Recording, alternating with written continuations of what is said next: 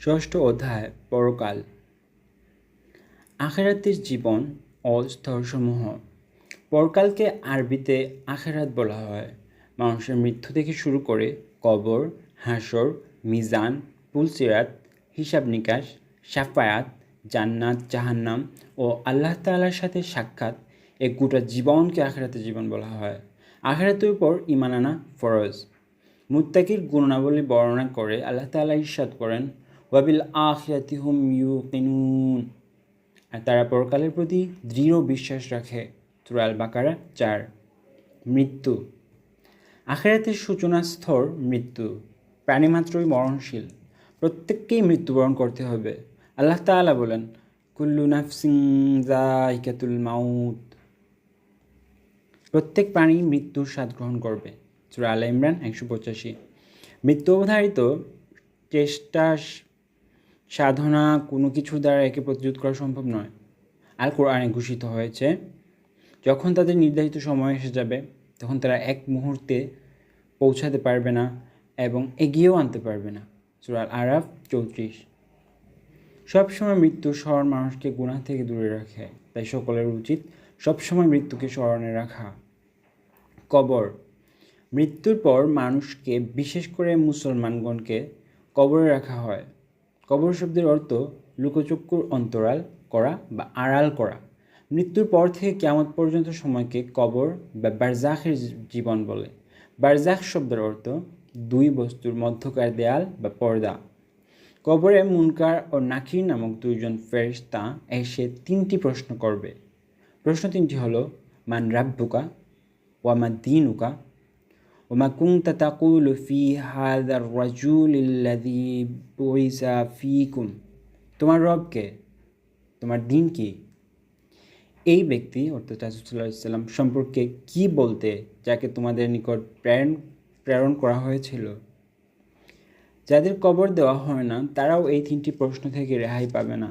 পৃথিবীতে যারা আল্লাহর আদেশ অনুযায়ী জীবনযাপন করেছে এবং প্রিয় নবী সাল্লাল্লাহু আলাইহি সাল্লামের সাথে মহব্বতের সম্পর্ক রেখেছে, তারাই তিনটি প্রশ্নের উত্তর দিতে পারবে।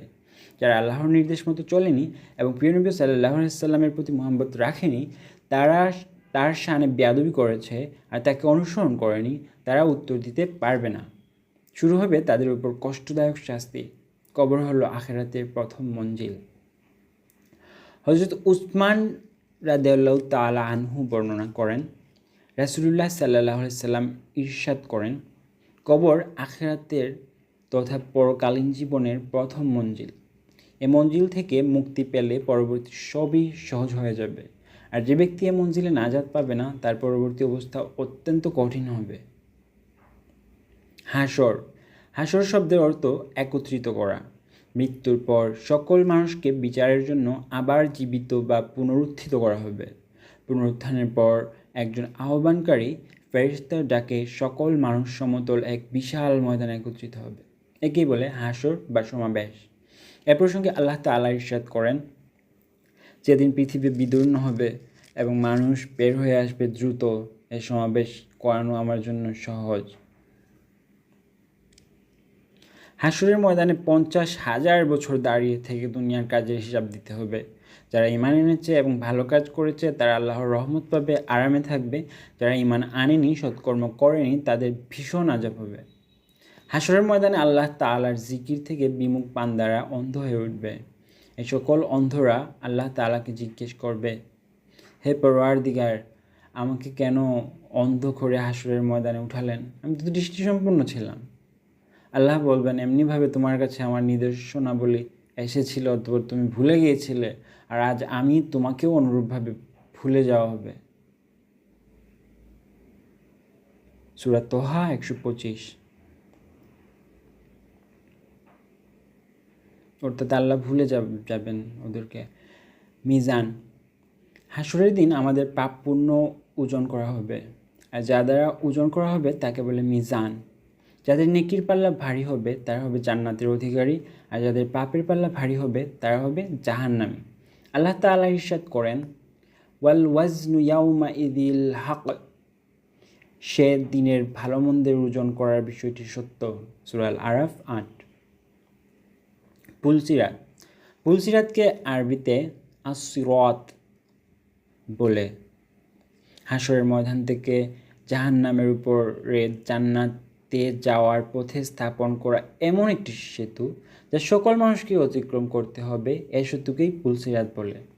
এই পুলসিরাত প্রসঙ্গে আল্লাহ তাআলা বলেন, তোমাদের প্রত্যেককেই পুলসিরাত অতিক্রম করতে হবে। এটা আপনার প্রতিপালকের অনিবার্য সিদ্ধান্ত। রাসূল সাল্লাল্লাহু আলাইহি সাল্লাম বলেন, আর জাহান্নামের উপর পুলসিরাত স্থাপন করা হবে। সর্বপ্রথম আমিও আমার উম্মত তা অতিক্রম করব। ইমানদার লোকেরা নিজ নিজ ইমান ও আমল অনুসারে পুলসিরাত পার হয়ে যাবে। কেউ বিজলির গতিতে, বায়ুর গতিতে, দ্রুতগামী ঘোড়ার গতিতে, উট চলার গতিতে, দৌড়ে, আবার কেউ হাঁটার গতিতে পুলসিরাত পার হবেন। মুমিন ছাড়া অন্যরা পুলসিরাত পার হতে গিয়ে জাহান্নামে পতিত হবে। জান্নাত। জান্নাত শব্দের অর্থ উদ্যান, বাগান। ইহকালের সংক্ষিপ্ত জীবনের পর মুমিনের জন্য যে অনন্ত সুখময়, চিরস্থায়ী, আরামদায়ক স্থান তৈরি করে রাখা হয়েছে তাকে জান্নাত বলে। জান্নাতে আছে আরামের সব রকম ব্যবস্থা। মন যা চাইবে সেখানে তা পাওয়া যাবে। এ প্রসঙ্গে আল্লাহ তাআলা বলেন, জান্নাতে তোমাদের মন যা চাইবে এবং তোমরা যে দাবি করবে তাই তোমাদের দেওয়া হবে। সূরা হামিম সাজদা 31। জান্নাতে অনেক সুখ শান্তি রয়েছে যা বর্ণনা করে শেষ করা যাবে না। যেমন হাদিসে কুদসিতে বর্ণিত, আল্লাহ তাআলা বলেন, আমার নেক বান্দাদের জন্য এমন সব পুরস্কার প্রস্তুত করে রেখেছি যা কোনো চোখ দেখেনি, কোনো কান শুনেনি এবং কোনো মানব হৃদয় কল্পনাও করতে পারেনি। যারা তাদের প্রভুর সামনে হিসাব নিকাশে দাঁড়াতে ভয় করে এবং কুপ্রবৃত্তির হাত থেকে নিজেকে রক্ষা করে, তাদের ঠিকানা জান্নাত। জান্নাতের নামসমূহ। কোরআন মাজিদে জান্নাতের 8টি নামের উল্লেখ রয়েছে, যথা জান্নাতুল ফিরদাউস, দারুল মাকাম, দারুল কারার, দারুস সালাম, জান্নাতুল মাওয়া, জান্নাতুল নাইম, দারুল খুলদ, জান্নাতুল আদন। এসব জান্নাতের মধ্যে জান্নাতুল ফিরদাউস সবচেয়ে মর্যাদাবান। আল্লাহ তাআলা ইরশাদ করেন, ইন্নাল্লাযীনা আমানু ওয়া আমিলুস সলিহাতি কানাত লাহুম জান্নাতুল ফিরদাউসি নুজুলা। নিশ্চয় যারা ঈমান এনেছে এবং নেক আমল করেছে তাদের জন্য রয়েছে জান্নাতুল ফিরদাউসের মেহমানদারি। সূরা আল কাহফ 107। জাহান্নাম। আল্লাহ তাআলার প্রিয় বান্দাদের জন্য যেমন চিরসুখের স্থান জান্নাত রয়েছে, ঠিক তার বিপরীত যারা আল্লাহ তাআলাকে প্রভু বলে স্বীকার করে না, তার ইবাদত করে না, বরং নাফরমানি করে, তাদের জন্য সীমাহীন কষ্টের স্থান জাহান্নাম রয়েছে। জাহান্নামকে নার বা দুজক বলে। জাহান্নামে কেবল দুঃখ আর দুঃখ, সেখানে আছে ভীষণ শাস্তি। জাহান্নামীদের চামড়া আগুনের তাপে ঝলসাতে থাকবে। জাহান্নামীরা মরবেও না, বাঁচবেও না, এক করুণ অবস্থায় থাকবে। তাদের খাওয়ানো হবে উষ্ণ রক্ত, পুজ, জাক্কুম নামক কষ্টদায়ক খাদ্য। জাহান্নামের আগুনের দহন ক্ষমতা অনেক বেশি। রাসূলুল্লাহ সাল্লাল্লাহু আলাইহি সাল্লাম ইরশাদ করেন, তোমাদের পৃথিবীর আগুন জাহান্নামের আগুনের ৭১ ভাগের 1 ভাগ মাত্র। জাহান্নাম সম্পর্কে কোরআন মাজিদে ৭৭টি আয়াত নাজিল হয়েছে। এক আয়াতে আল্লাহ তাআলা বলেন, ইন্নাল্লাহা জামিউল মুনাফিকিনা ওয়াল কাফিরিনা ফি জাহান্নাম জামিআ।